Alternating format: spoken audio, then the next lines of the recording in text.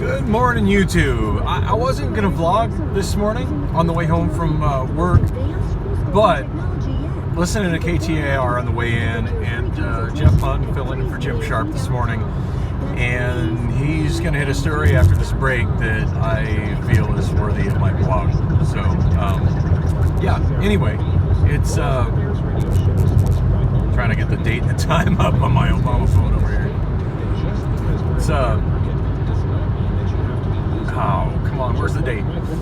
Thursday, December 29th, 2022, and 5:52 a.m. So, anyway, he did a teaser, said that there's some new news regarding the injunction for cleaning up and sweeping up homeless encampments. So, I'm eagerly awaiting that report.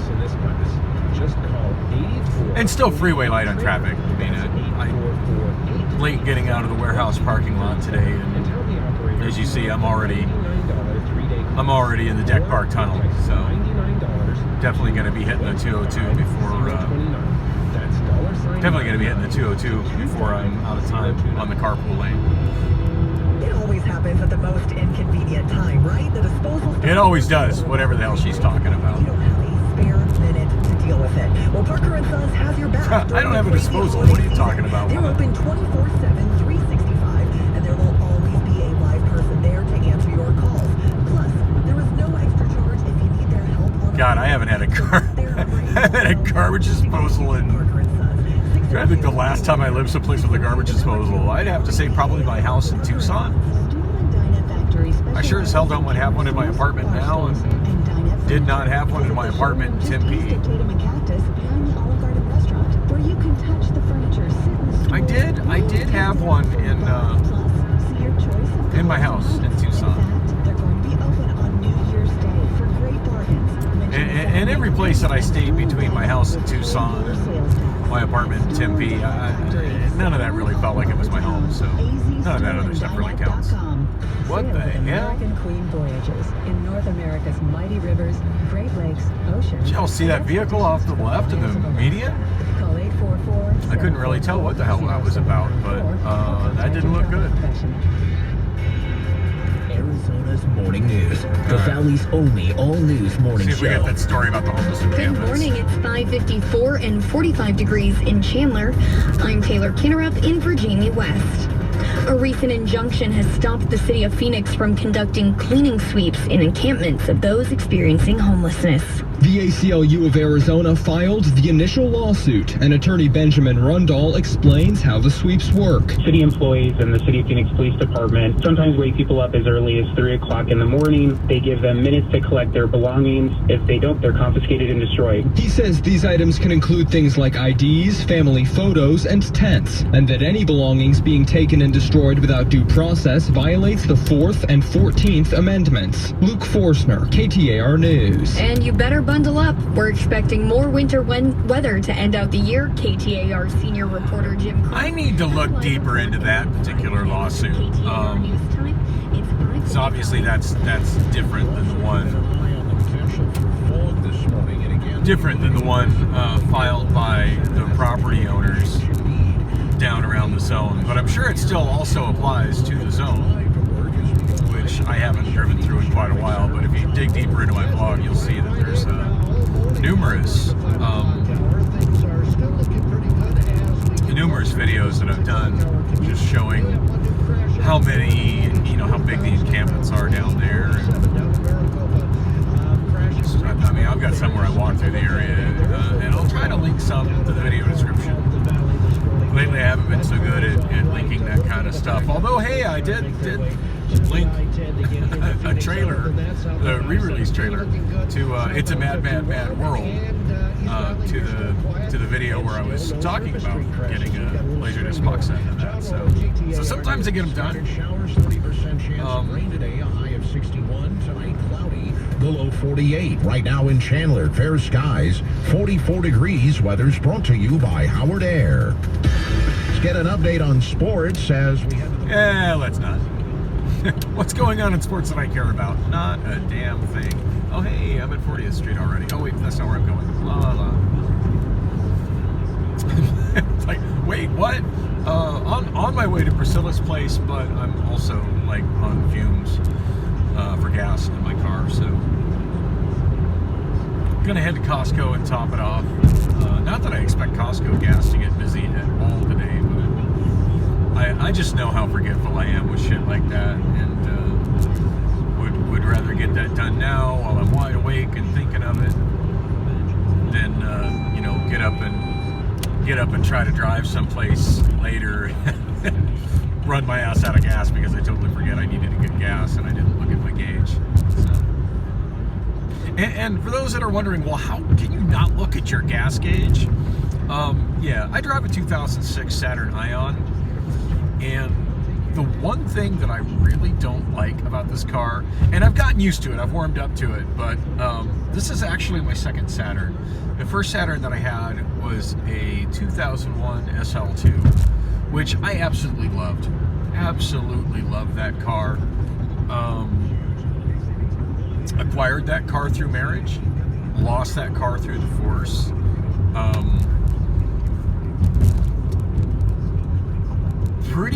Pretty confident that the and I actually talked to a lawyer about this. Since in my divorce I represented myself, but I did consult with a handful of different lawyers about some specific aspects as I was going through it, and 100% certain that I could have asserted a claim that the car was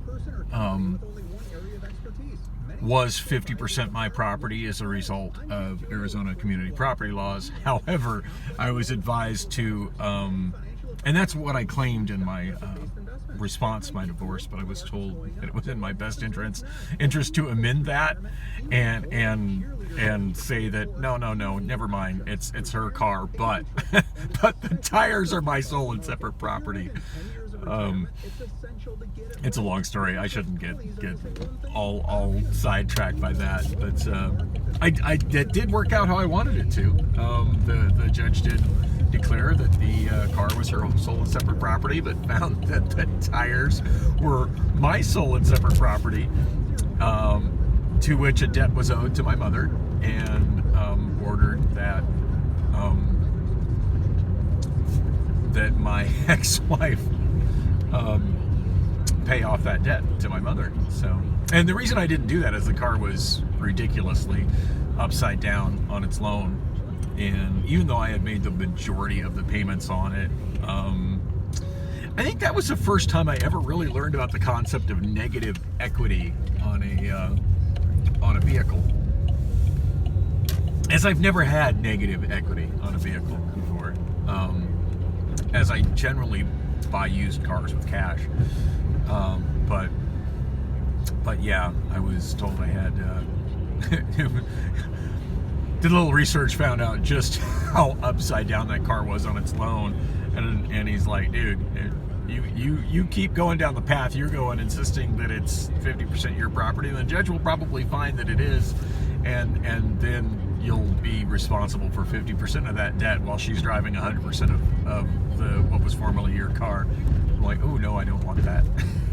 and of course I was thinking, yeah, well, you know, when I get off my feet, I'll just, you know, buy another Saturn, and it took a lot longer than I expected it would. And I had a friend a few years after my divorce that got a brand new Saturn Ion, which for those who are not familiar with Saturns, and like really who is, the Saturn Ion was the replacement for the Saturn SL series, and many differences in them, but the one that most made me go, oh, what the fuck were you people thinking, was moving the, and now that I'm stopped I can show you all this, moving the instrument cluster from the normal place directly in front of your steering wheel, where as you can see I just have plastic nothingness, to being located in the center of the console. So yeah, my gas gauge isn't in front of me when I'm driving, so it's something I gotta actually kind of look over there to see. And Morning, we're watching to Why? see if we get a little fog rolling in today. So far, so good. There is no Teacher traffic. Dan, Come by on the way, now. off this morning. No worries. We head live to the Valley Chevy Dealers Traffic Center and get the latest from John Roller. Yeah, big shoes to fill for Detour Dan, but right now, not a lot going on, so I'm doing a pretty good job, I think. He hasn't called me up yet to let me know I've messed things up. So right now, Sure, if he's you're sound driving in asleep from right the now. West Valley, there is nothing to mess you up. You have clear sailing on in. Same with southbound I-17. We do have one crash down in the Maricopa area. That's going to be State Route 347, That's right important. near Riggs Road. Oh, that's and very Jeff. important. There is a little bit of fog down there. A little bit of fog coming in from the West Valley on I-10 as well. So, again, keep an eye out for that. Give yourself plenty of time and plenty of space from the car ahead of you. As far as surface street crashes, we hadn't had one all 5 o'clock hour, and we still don't have one as we kick off the 6 o'clock hour. This traffic report is brought to you by Red Mountain Weight Loss. For a limited time, new patients get I guess they're not 4 considering Riggs Road a boosters surface and a street. weight loss Alrighty then. consultation. All right, I'm going Dial inside. I'm 250 getting me some from your cell phone some right now munchies here at and use the QT and keyword going to Red get Mountain gas, Weight and Loss. I'll probably add a little bit more of this. KTAR News. And no surface street crash. And welcome back. It is 6:06 a.m. It is still Thursday morning. And northbound I-17 back to Jinx. this morning.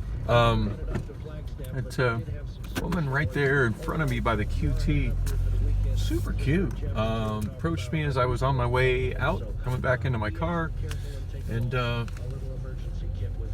tried to panhandle me for 50 cents because she needed 50 more cents to buy a pack of cigarettes. Yeah, that's a hard no. What's in that for me, girl? Yeah, nothing. I just told her, sorry, all I got is a pocket full of cards, which is,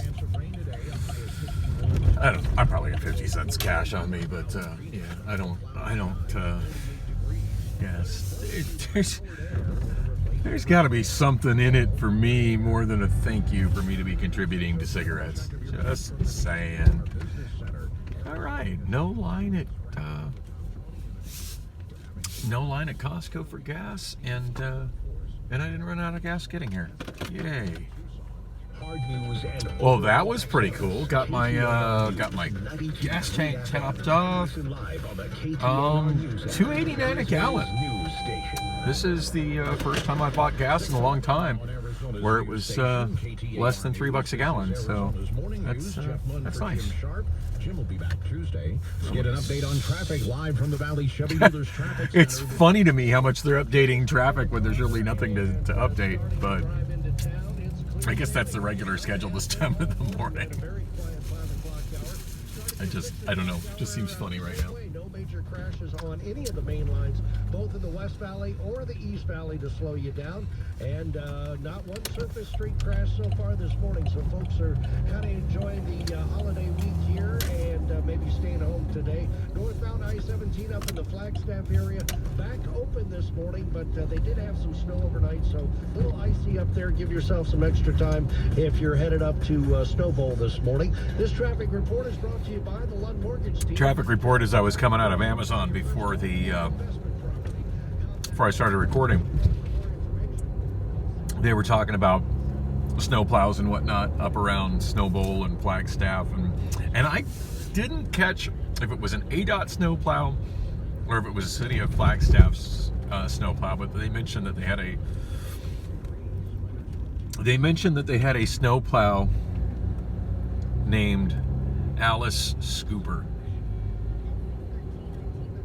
I gotta Google that. That's like the most Arizona thing ever. That made me that straight up made me giggle. It did. So I'm munching on taquitos, kind of hungry. I'm trying to think if there's anything else I was trying to say. Oh yeah, so it's real easy for me to forget, like, not look at my gas gauge because it's over that way. And in case you didn't notice, the backlighting on it is burnt out. So it's these days I need to get around to fixing that, but those bulbs are very, very, very difficult to get at. So yeah, that project's not really much of a priority.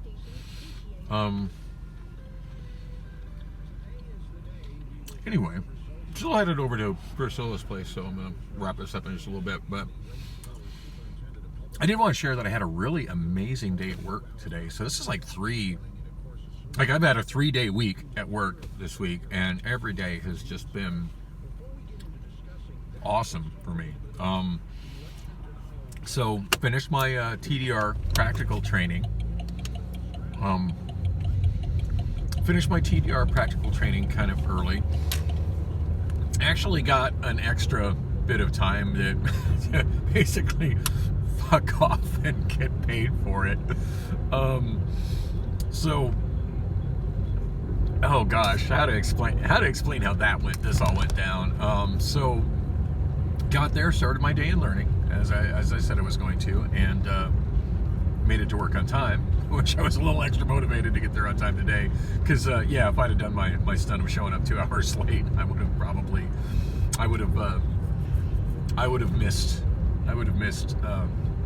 missed out on TDR training, and God knows when they would have got me rescheduled for it again.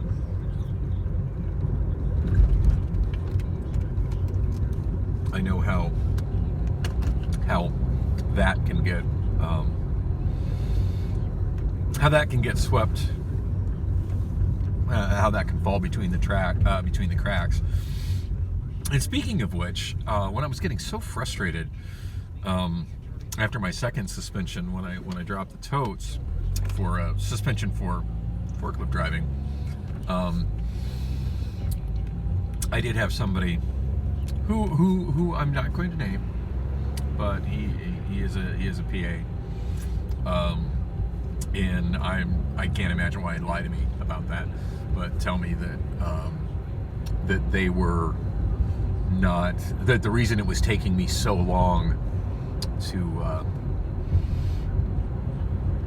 to get retrained is there was some people, I wasn't told who those people were, but there was at least somebody with some control who was making a notable effort to see that I didn't get recertified as a forklift driver. So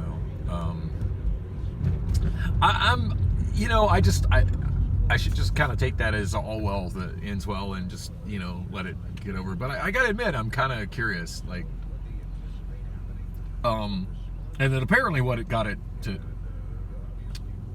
for me to get recertified, which of course happened when I was doing my cross training and prep and receive.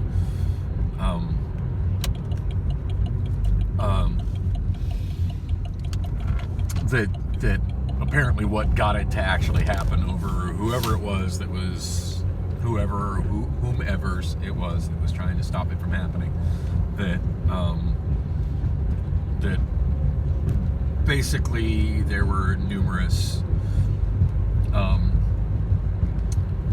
managers in the areas where I work that were like, hey, we really need Tam back here. I don't know what your deal is with him, but we need drivers and he's a good one.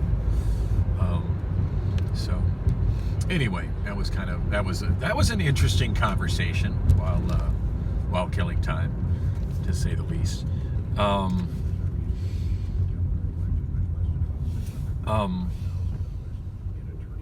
Like what else? Oh, that was weirding me out. I would show you what I was looking at here that just kind of messed with my head. That really looked at first glance like a red left arrow. It's so blurry. That didn't help. It was looking to me like a yellow light and a red left arrow on simultaneously, but what looks like a yellow light is actually just the lighting. It's kind of bad signal placement, if you ask me. Anyway, so yeah, that was an interesting conversation. So yeah, I made it on time. Went to learning. Same four of us that were there tomorrow, or that was there yesterday. So the one gal, and I forget what her actual name is, but she likes to go by Squirrel. So yeah, she's an interesting character to say the least, because how could anybody who likes to go by Squirrel not be an interesting character? Yeah, I heard way more about her personal life and sex life than I ever wanted to hear, but it was entertaining. But yeah, I just ran into her as I was clocking in, or actually waiting to clock in. Generally speaking, tier 1s are not allowed to clock in until 6:55, and I got there at like 6:53. And actually, normally when I get there a little bit early, I'll wander to one of the remote break rooms and put my food in a fridge and kind of do that, and then I'll clock in there, and from there walk to stand up. But since I wasn't going to stand up, since I was going to learning, it just made the most sense to, kill those 2 minutes just by the front time clocks coming in. And then actually she said hi to me. I didn't even recognize her at first, but she was in the class with me yesterday.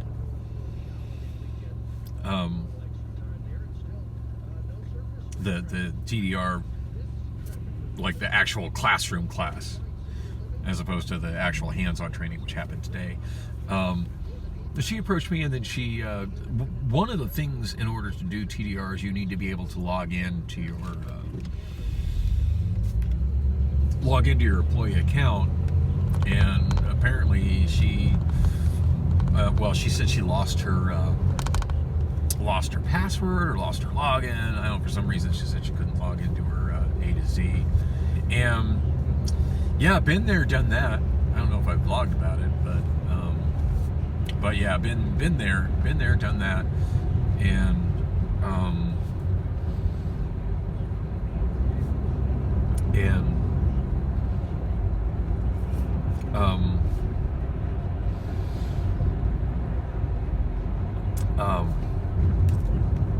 she's like, oh, I'm going to HR to fix it. I'm like, oh, you need to go to IT. And she was already gone at HR, which is kind of funny, because about the time, like right about that time, like as the clock turned to 55 after and I'm clocking in, she comes over, she's like, they told me I need to go to IT. I'm like, yeah, I told you you needed to go to IT too, but you walked away from me. And she's like, oh, so I've been here a while. It's like, I've had that problem before.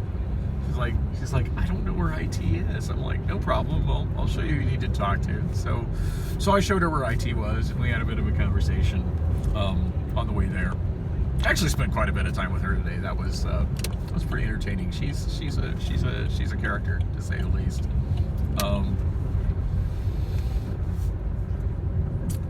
Yeah. Anyway. So pretty much at that point, I was kind of like, her and I were kind of together from there, and from there went to learning together, and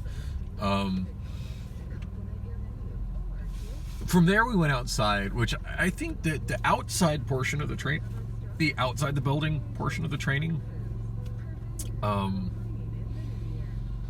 is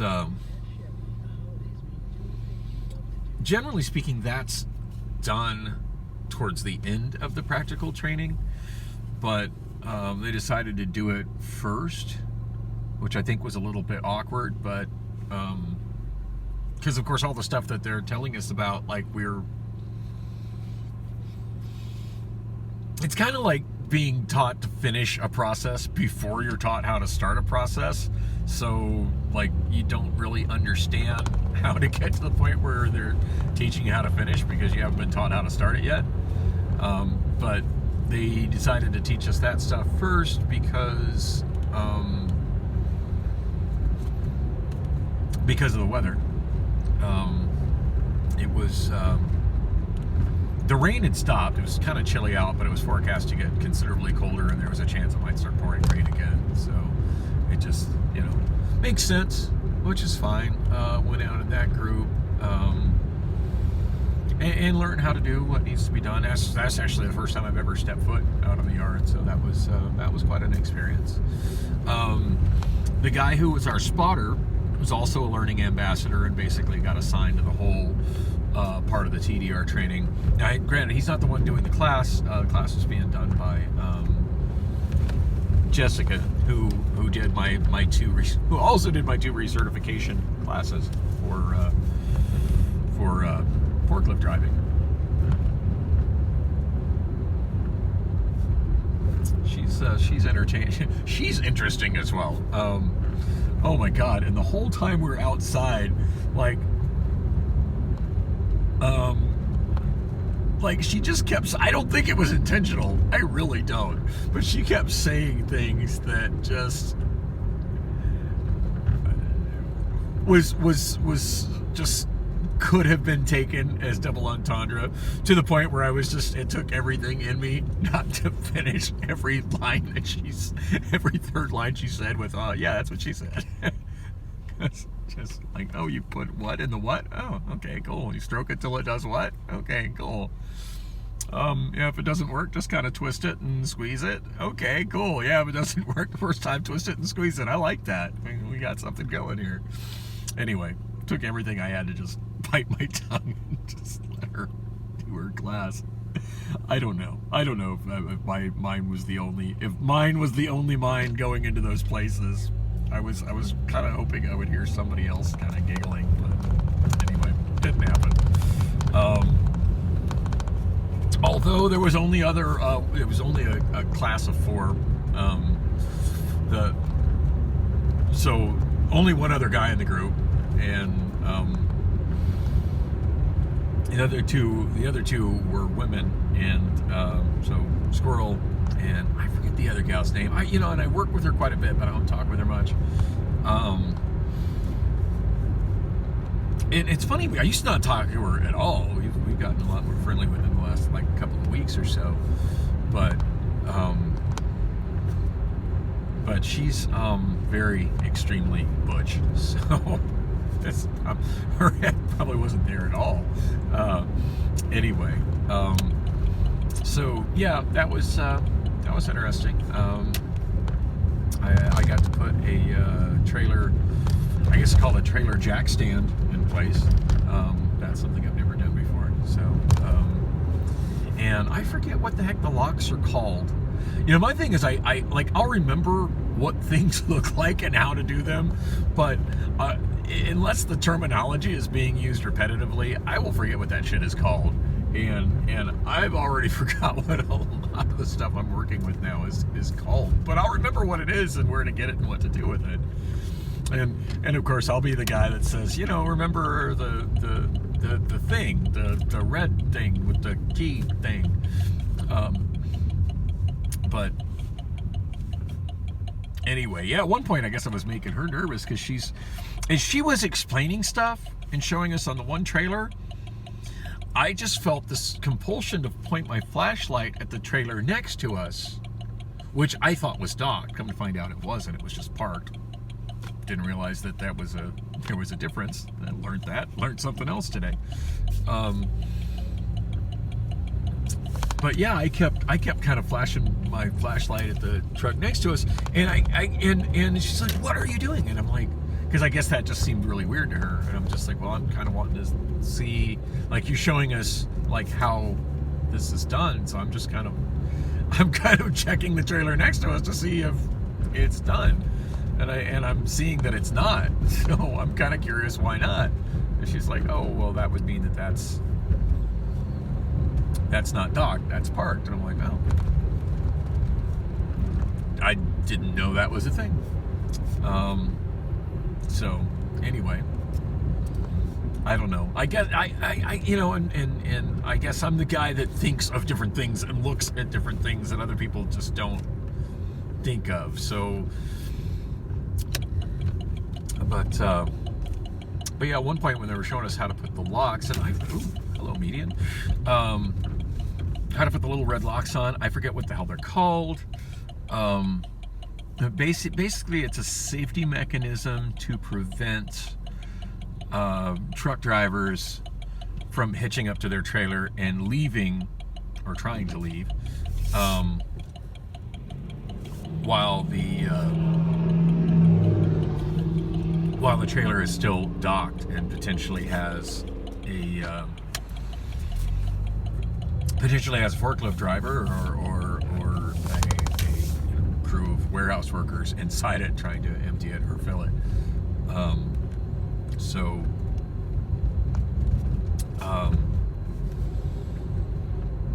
And I honestly, I don't know exactly how like, I know how to do it as far as like how it works and what. I don't really understand that, and I don't feel like it's something I need to know. I kind of got an idea of how it works, but basically I think those are brake lines that are electrically controlled by the semi for brakes on the. I should ask my sister. I got a sister that's a trucker. She's coming to Phoenix soon. She'll be here like in a couple days. Basically, that stops them from connecting their truck in that way. So anyway, as she was explaining that, of course, I'm kind of looking over at the next truck over to see, well, does that one have one on it? And of course, the first thing I see is, as she's showing us how to put them on, I'm seeing that the place where we would put one on the truck next to us is absolutely nothing like the place that we're putting it on the truck they're teaching us to put it on. And the thing that we were taught in the class, and the pictures that they showed us in the class, looked just like the one we were looking on, but obviously there's other things that are not like this, because that truck over there, and of course she's freaking, why do you keep looking at that truck? I said, because I'm wanting to see. So you show me how to do it on one truck. I need to know how to do this on all trucks, and I'm realizing that you showing me how to do it on this truck is not showing me how to do it on that truck. I'm glad I pointed that out, because I don't think had I been looking in the direction that she was bothered that I was looking in a different direction, that I would have noticed that, and that she would have made an effort for us to go over to that next truck and her to show us how, oh yeah, this is different and this is what you do with that. I would have never figured that out by myself. I would have just been out there going, okay, where do I put the red thing? Anyway, the spotter, and I forget his name, and he's not somebody I know really well, but I knew that I knew him. It was also a training, learning ambassador, basically a trainer.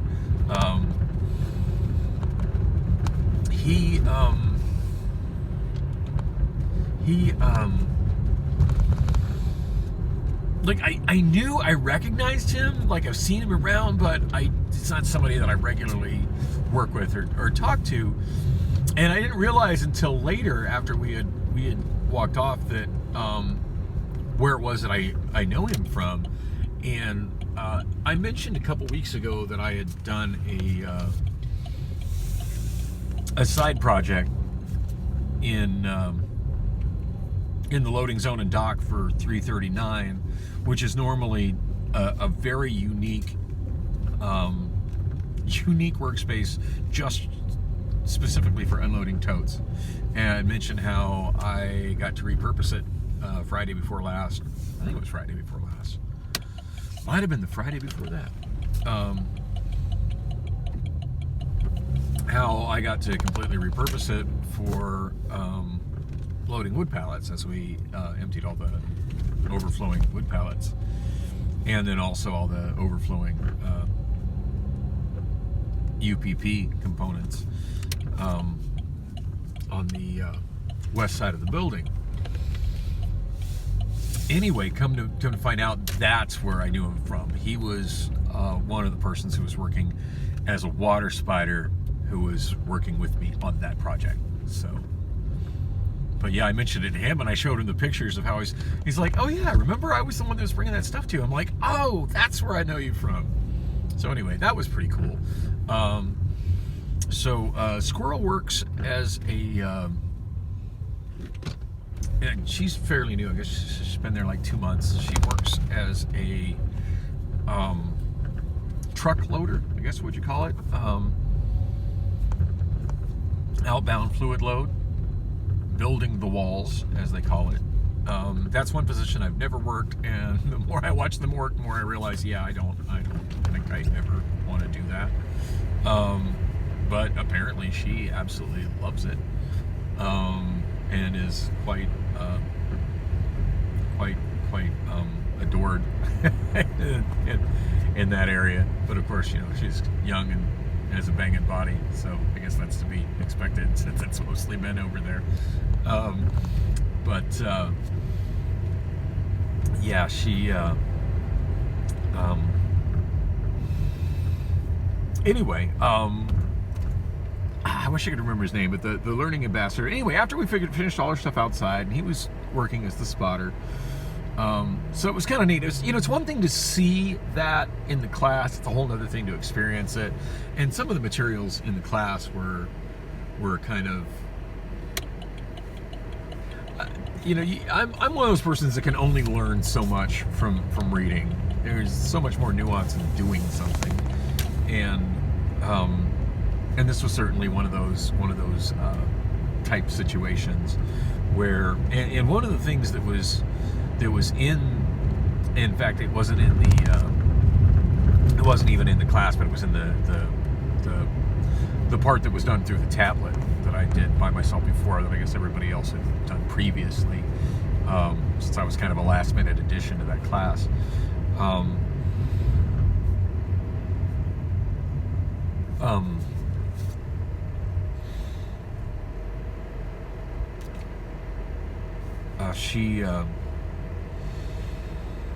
Anyway, there was a thing in there where there was these images and descriptions of hand signals that you're supposed to use on the yard to communicate with drivers, truck drivers, and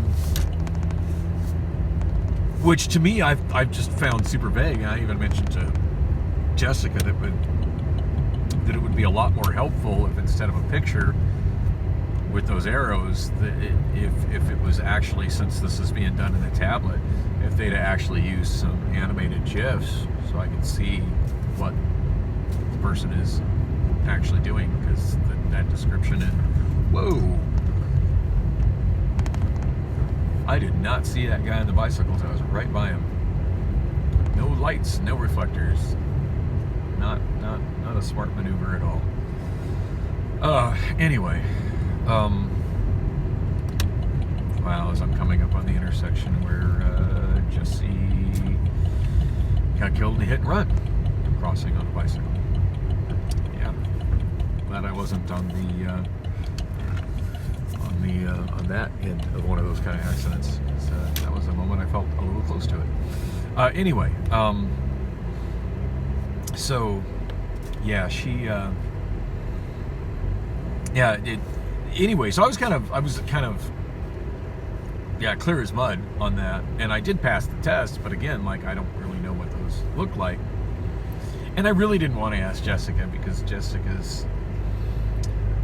I'm not trying to hate on Jessica, but she kind of strikes me as one of those prime examples of those who can't teach, because I just get the feeling, just from the way she does her classes, that she's, wow, they got a campfire going on, 2 campfires going on.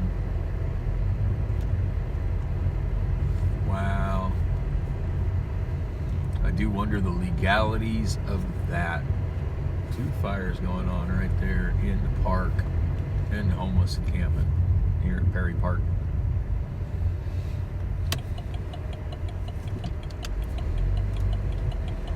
Part of me really, really wants to call the Phoenix PD emergency line and report those, because I'm pretty sure that's not something that's supposed to be happening right there. I can see those tents going up in like, campfire shouldn't be that close to a tent ever. Come on now. Really pretty Christmas lights for being in the hood. Wow, I like that. I like that. That's cool. Even got little animated lights up in their palm tree.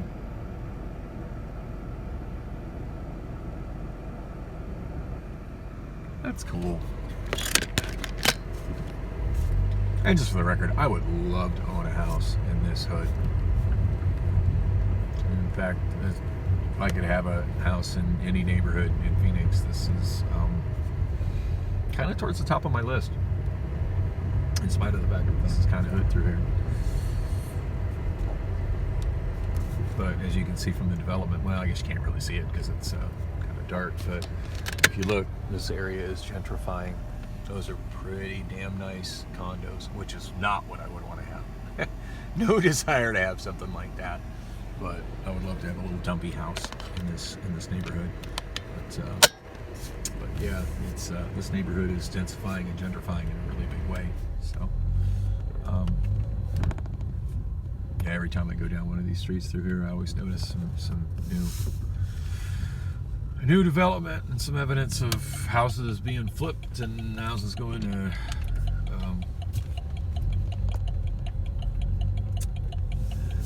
people playing the property game, put it that way. Anyway, and by the way, yeah, I'm just wandering aimlessly so I can talk about what my day was like today, since I'm already shooting video and kind of waiting for Priscilla to text me back. Although she's more likely to wake up when I knock on her window. But,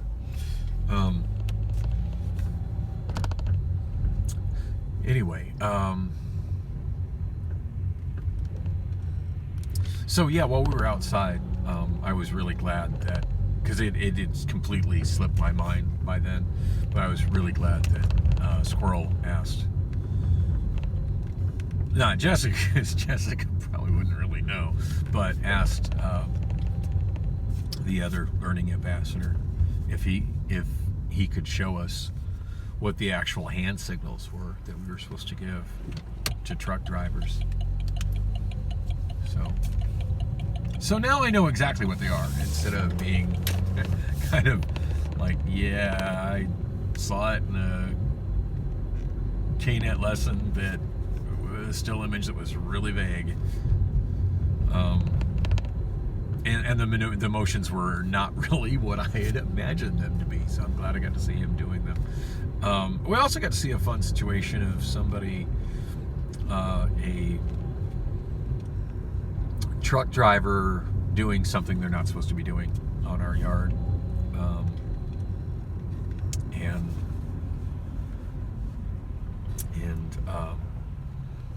and our staff trying to get the driver to do what they're supposed to do. So that was interesting, and I couldn't hear exactly what the driver was saying, but he did seem pretty annoyed that he was being told what to do with his truck. But yeah, dude, you're on somebody else's property, and it's the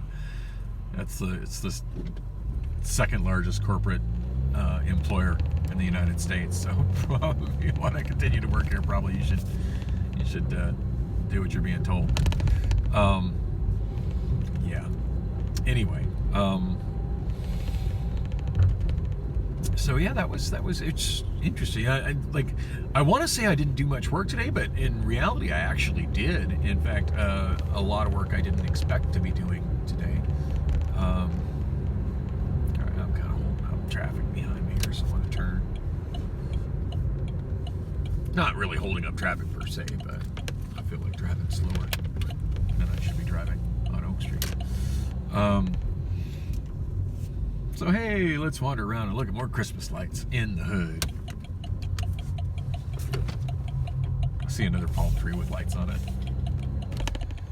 Which reminds me, has anybody else seen the meme of why you should never put Christmas lights on a palm tree that looks like it? Oh, yeah, it looks like a giant skating penis. Fortunately, they didn't do their palm trees like that, but it's not sure what they were going for there.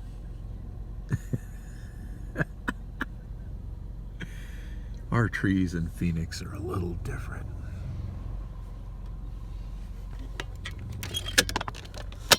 Oh, whoa! I missed my mount. Whoopsie. Just getting a message from somebody on YouTube. Yeah, this is still well within the hood I'd love to get a house in.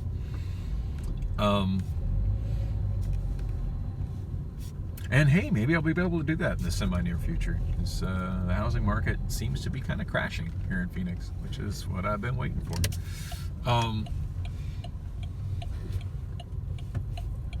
See where I'm doing financially in May. That's that will be the time.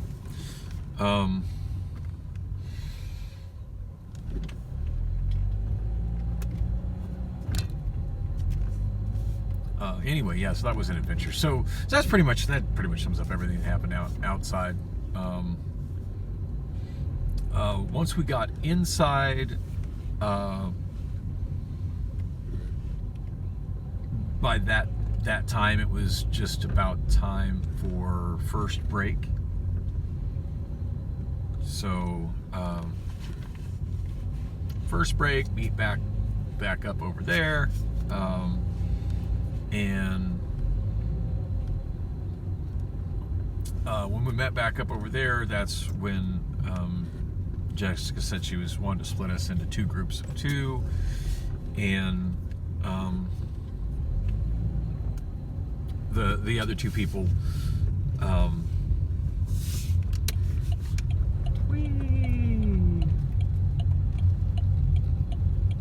that was fun. I've never gone that way through that intersection. It makes no sense to go that way through that intersection.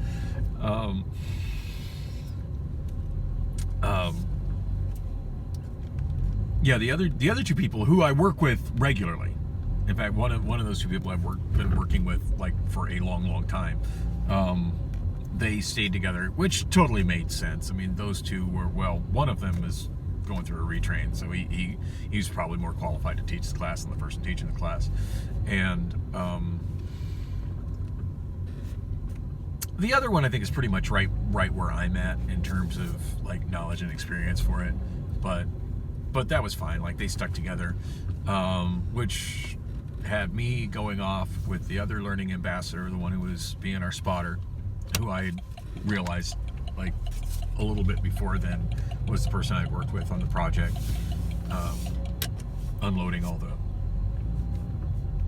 or getting rid of, loading up all the wood and the UPP that was cluttering up the west side of the building.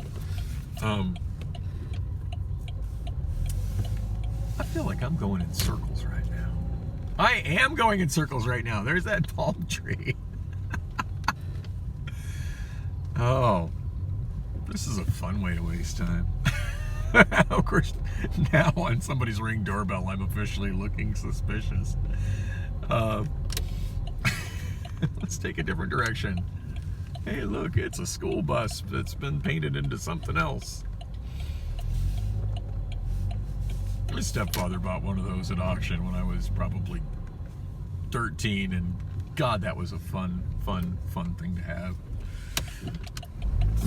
Nothing's on my agenda anytime soon, but maybe someday. Maybe someday.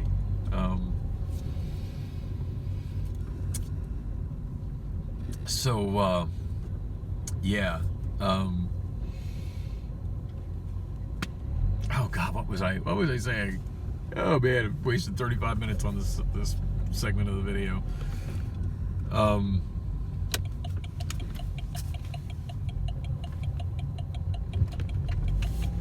So yeah, we split into 2 groups. So I got to go off with this other guy who apparently knows Squirrel quite well, and it was kind of funny because, like, apparently Squirrel has got very friendly with lots of people in North Side outbound fluid, but is kind of lost anywhere else in the building. At this point, I don't get lost in that building anywhere. There's really not. Well, let me clarify that. I don't get lost in that building anywhere that is G-Way R3.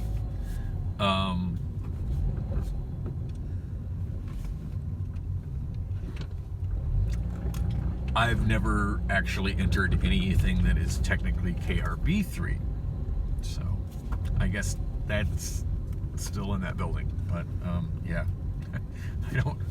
I don't think I belong in anything that is KRB3. I don't go there, but anything that's GYR3 at this point, like even departments that I haven't worked in, like I know where I'm at, where I'm going, and I've worked with so many different people, especially like lower level managers and whatnot, and people that have cross-trained to move to different departments, that I can't really go anywhere in that building without seeing some people that I know.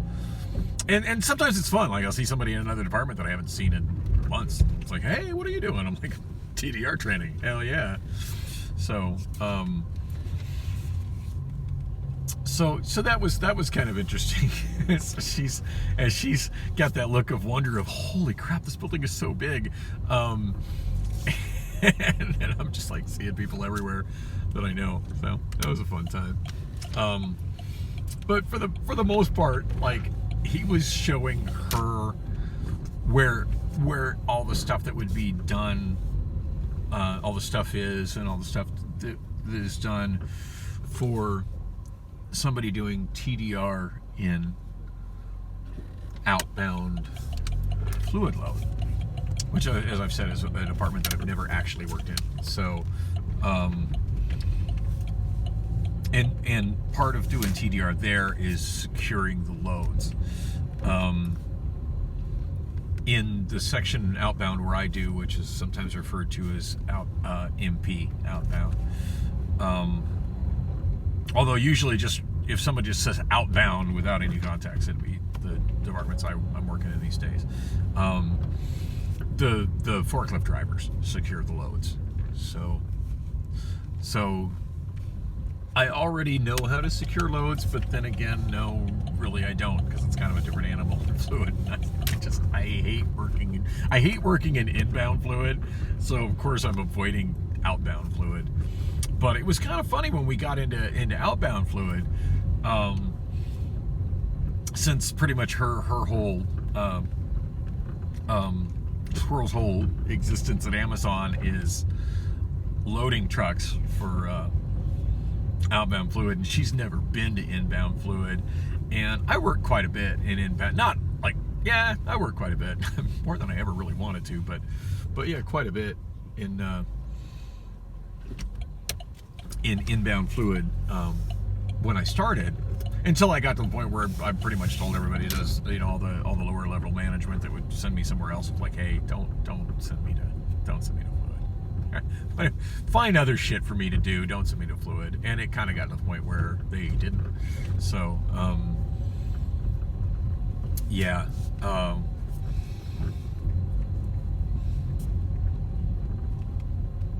But yeah, she'd never actually seen, you know, she'd been doing fluid loads and has never unloaded any. So she got to see how badly some of them arrive. She's like, oh my God, that looks terrible. It looks terrible. I'm like, nah. And then me and the other guy are both like, no, that's not bad. That's nothing. Can't wait till you see the doors open and an avalanche of boxes come filing out. So anyway, I should wrap this up because I've been rambling on way too long. But long story short, got to waste a lot of time with him and her wandering through the building and saying hi to people I haven't seen in a while.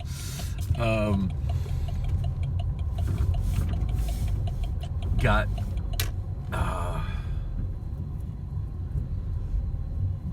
back and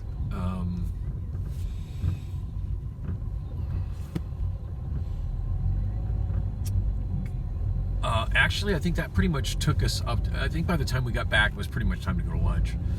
So I ended up eating lunch in the main break room where I hardly ever eat lunch. Saw a bunch of other people I haven't seen in a while, and then afterwards went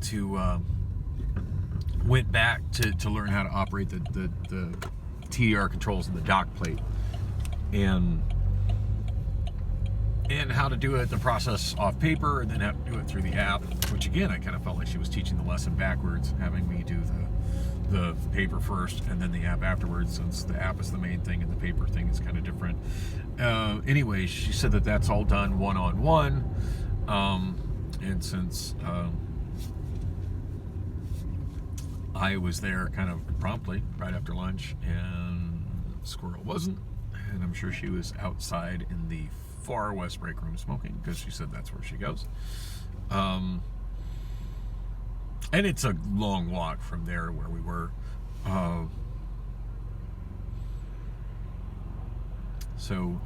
Yeah, Jessica started with me. I went through all of that. Probably had more annoying questions than Jessica wanted to deal with, but I'm just the kind of guy that if I'm not 100% clear on something, I'm asking questions.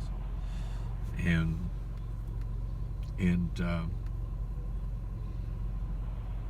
Just wanted to make sure I'm clear on everything. And I was done with that. She's like, yeah, you're good. You're certified. So, and then she started with cricket. I was like, well, it's a lot earlier than I thought I would be certified TDR. This is pretty awesome.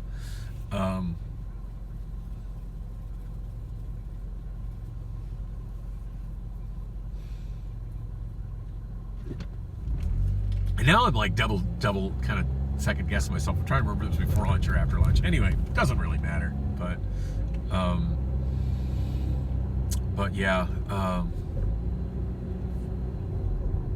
Anyway, one thing that was very specifically said by Jessica was that on your first shift as TDR, you'll have an experienced person with TDR that shadows you the whole shift. And I'm thinking, okay, that's not really how it works for TDR and outbound, but okay. And then part of me wanted to ask specifics of Jessica, and then I'm realizing, yeah, Jessica doesn't actually work these positions. So probably this is the best time to say and just deal with it when I get back into my own department. I did take a pit stop and I kind of got Jessica's permission to do that, just to make sure that my time was allotted for. But I did take a pit stop in inbound and let all the leadership in inbound know that, hey, just so you know, I'm now certified for TDR and would kind of like to at least get a little time here. That way when the day comes when y'all don't have a TDR person, just realize I'm possibly expendable in outbound, and I know the workflow here, so I can do that. So got a lot of congratulations from the people over there, which was really nice.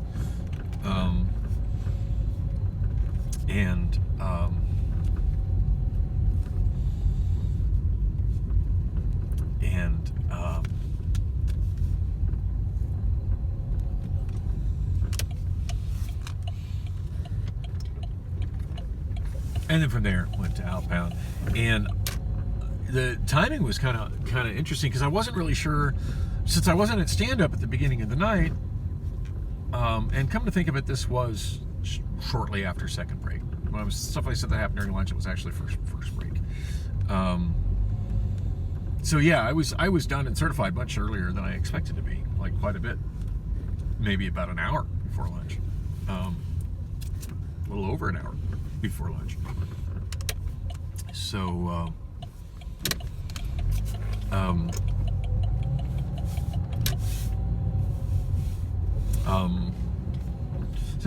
we had no AM in inbound. That was unusual. So yeah, the leadership for yet another day, the available leadership was kind of unusual, which, I mean, I guess is to be expected. This is the week between Christmas and New Year's Eve, and yeah, this is a time when a lot of people take vacation and a lot of people take time off and go see family and go do that kind of stuff. So yeah, it's to be expected that some people are not going to be showing up, and that's, that affects management as well. So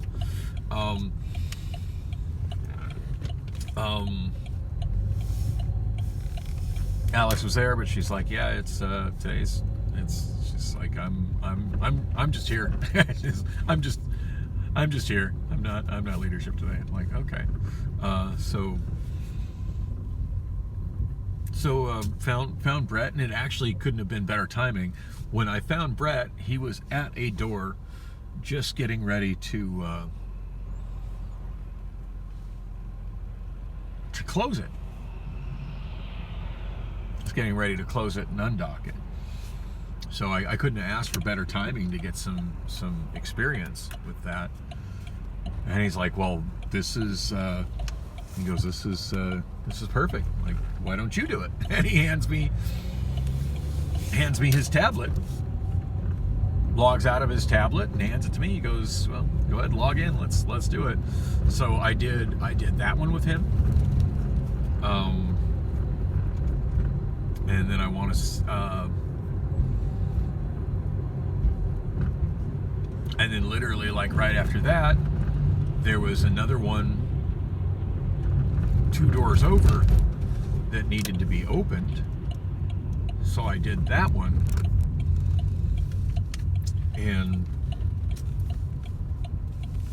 And after that one, he's like, dude, you've got this. He goes, I don't need to shadow you on this. Just keep the tablet and if you have any issues, you know, just wave me over. But he goes, I think you've got this. So I didn't end up doing any more doors on the where Brett was, which is the south side. But I want to say shortly, I don't know, definitely after lunch, but before third break, well before third break, apparently most of the drivers on the north side were had decided they wanted to take off work early. So he asked me, you know, as soon as I could finish loading the pallets that I had arranged that I was putting into the truck, to head over to the other side. And I went to the other side expecting to basically take over for the drivers that was leaving. That's kind of what it was implied I would be doing over there. But just for GP, I went ahead and kept my tablet that I use, you know, for doing TDR, which is a new thing for me to have as of today. And I also had my scanner with me because I was loading a truck.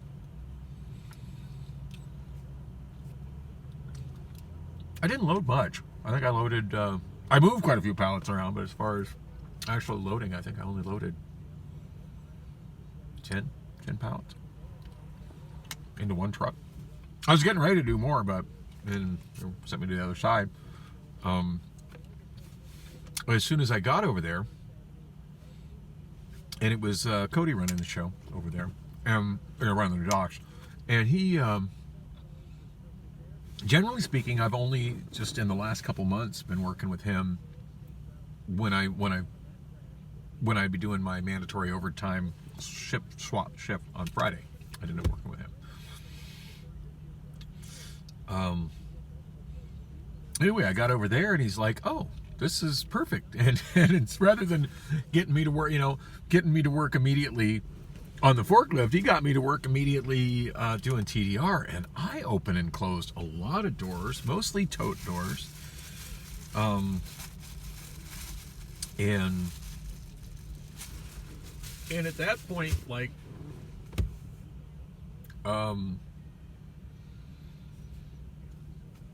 at that point, Brett had already said, "Hey, I think you're fine to do this without me shadowing you. You know, bring a radio with you. Bring a radio with you if you have issues. You know, just let me know." So I was assigned a radio, which I've been getting assigned radios off and on, and I've always kind of avoided it because I like they tried a long time ago. A couple of times made me lead Water Spider in inbound, and I didn't really like it just because, like, they're making me lead, but they weren't telling any of the other Water Spiders that I was lead. So of course when I would tell anybody to do something, they'd look at me like, "Yeah, whatever, Dan," and just keep doing what they were doing. So, you know, it's hard to be a leader when none of the people you're leading believe you're the leader. Yeah. and like, if nobody's going to pay attention to me, what's the point in me having a radio? Anyway, totally different thing for me with the radio doing TDR. Yeah, so I want to say I probably spent more time actually doing TDR after lunch than I did doing forklift stuff. So that was pretty exciting. So I feel like I got a notable amount of experience, like right out the gate, right after the class, which is a good thing because I'm looking to having the weekend off, and like had I done the class but not actually done the amount of work that I did after lunch, I don't think it would be as good and fresh in my mind come Sunday night for me to do it. Like, I think I would have, as well as I did, like, I did really, really well with it tonight. I don't think I had any issues whatsoever. I did have one dock plate that I was having trouble getting closed. It wasn't anything I was doing wrong. Cody came over, he's like, oh yeah, this one's a little finicky. There's kind of a trick to it. Yeah, there was nothing I was taught. It's just like, oh yeah, that's no, you need to spit on that one. That's not what I had to do, you know what I'm saying? You gotta scratch it this way. You gotta do more than the button. I did do that one 2 more times later that day and did it fine by myself. But yeah, there's a trick to that one. And wouldn't you know, it was dock door 339, of course, because that's, yeah, of all the places in the building, that's kind of a special one for me. I've had people ask me, what's your favorite area to work in? You know, well, you work in so many places now. What's your favorite area to work? And I'm like, oh, dock 339. People look at me like that's such an oddly specific answer, but yeah, dock 339. That one's mine. It has issues. I have issues. It's all by itself. It's its own thing. Yeah, me. There we go. Anyway,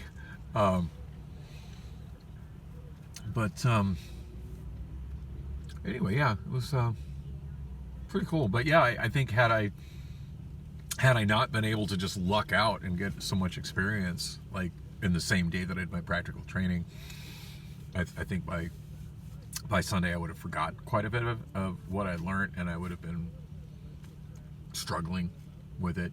Whereas I don't feel like I struggled at all by just jumping right into it after finishing my practical training. And at this point, like, I'm feeling 100% confident that I'm on it.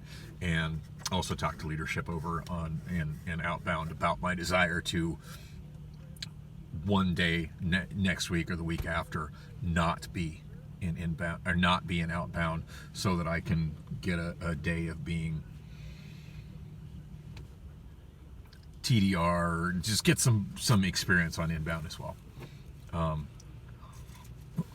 In fact, it was kind of funny when I was over talking to leadership, because a lot of the leadership at inbound hasn't been in inbound as long as I have been. In fact, excuse me, I'm choking on my taquito. Some of the leadership in inbound hasn't worked in that building as long as I have. So, oh my God, taquito in my voice box. That's awful. Struggling to get my damn tea open.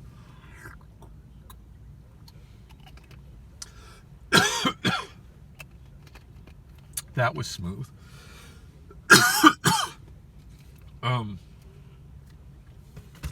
Yeah.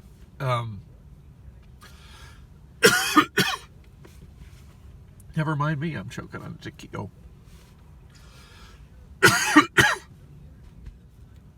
Glad this isn't a live stream. Holy fuck.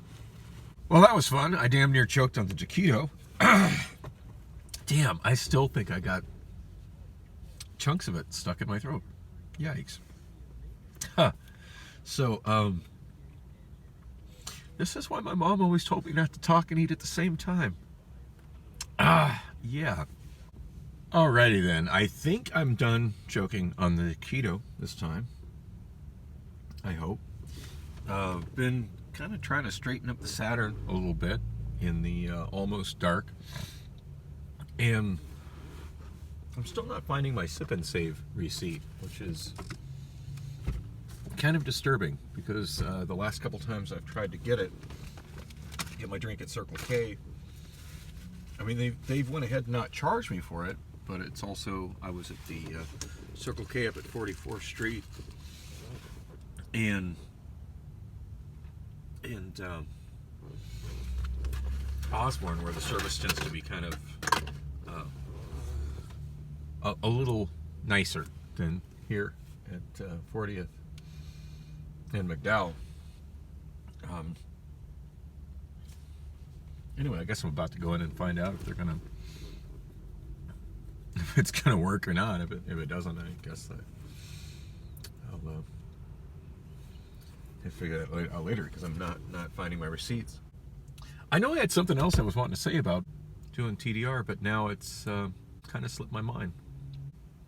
Choking on food that went down the wrong pipe will do that to you, or at least it'll do that to me. All in all, probably boring as shit to everybody else, but a very interesting day at work for me. Ran into Squirrel on my way out the building. That was kind of interesting. Looking forward to seeing her on Sunday night. I don't really have any specific plans for the weekend. Wow, and it just occurred to me. And she said she goes back to work Sunday night, and I go back to work Sunday night, and Sunday night is New Year's Day. I know we've got special schedules for New Year's Eve and New Year's Day if we're working or scheduled those days, and I really don't know what the hell it is. So I should probably try to get a handle on that. Anyway, I'm going inside Circle K to deal with that. If there was anything else I was wanting to say about tonight at work, I've completely forgot it at this point. So thanks for watching, and I will be back with more soon.